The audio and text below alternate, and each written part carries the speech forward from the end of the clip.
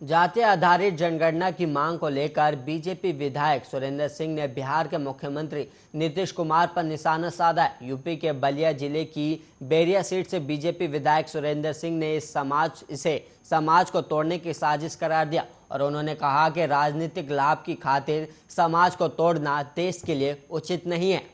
BJP विधायक ने कहा, सामाजिक न्याय की बात करने वाले नेता नीतीश कुमार और अन्य से मेरा निवेदन है कि अगर वास्तव में वो अपने गरीब पिछड़े वर्ग के भाइयों को न्याय दिलाना चाहते हैं तो सबसे पहले उन्हें स्वयं और अन्य संपन्न लोगों को आरक्षण कोटे से बाहर रहने की घोषणा करनी चाहिए।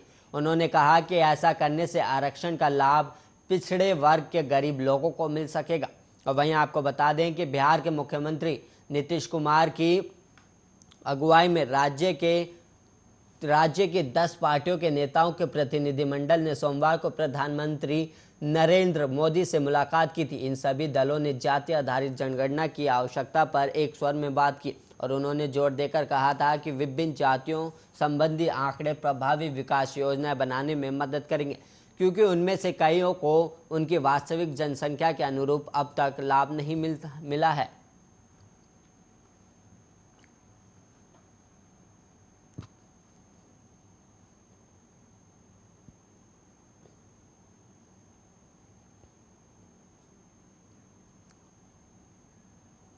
बिहार पंचायत चुनाव का ऐलान हो चुका है। 11 चरणों में होने वाले मतदान के लिए अब बिहार में तारीखों का ऐलान हो चुका है और वहीं दूसरे चरण में बिहार के कुल 34 जिलों में मतदान होगा।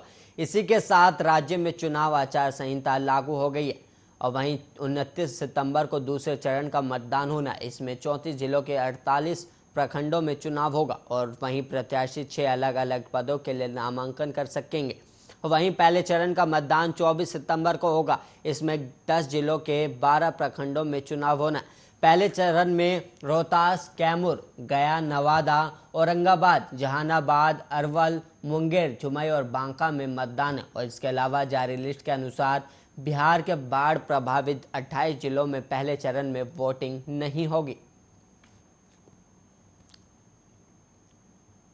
कोरोना की तीसरी लहर का डर के बीच विश्व स्वास्थ्य संगठन WHO ने भारत के लिए बड़ी बात कही है। मुख्य वैज्ञानिक डॉक्टर सोमैया विश्वनाथन ने कहा कि भारत में कोरोना वायरस की स्थिति एंडेमिक स्टेज में जा सकती है। एंडेमिक स्टेज उस वक्त होता है जब आबादी वायरस के साथ जीना सीख लेती है, यानी वायरस के फैलाव की प्रकृति अब स्थानीय हो सकती है, जबकि पैंडेमिक में जनसंख्या का बड़ा हिस्सा वायरस की चपेट में आता है। उन्होंने बताया कि भारत का आकार, आबादी की विविधता और देश के अलग अलग हिस्सों में इम्यूनिटी की स्थिति को देखते हुए ये बिल्कुल संभव है कि इस स्थिति इसी तरह विभिन्न जगहों में उतार और चढ़ाव के साथ जारी रह सकती है।